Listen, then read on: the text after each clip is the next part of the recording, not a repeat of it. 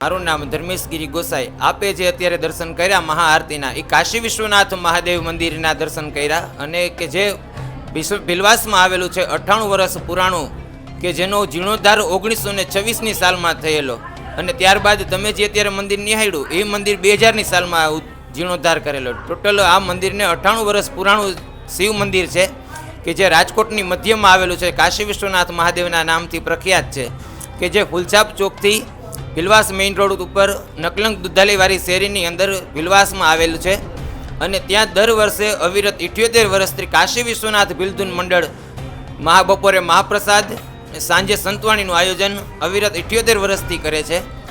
એટલે આજે તમે અને 2 વર્ષથી આજે જે તમે અત્યારે બપોરે મહાઆરતીના દર્શન કર્યા વોઇસ ઓફ ડેના માધ્યમથી, એ આરતી શ્રી મહાદેવ કાશી વિશ્વનાથ મહાદેવની વર્ણાગી નગરચર્યાએ નીકળી વર્ણાગીની મહાઆરતીના દર્શન આપણે વોઇસ ઓફ ડેના માધ્યમથી કરેલા.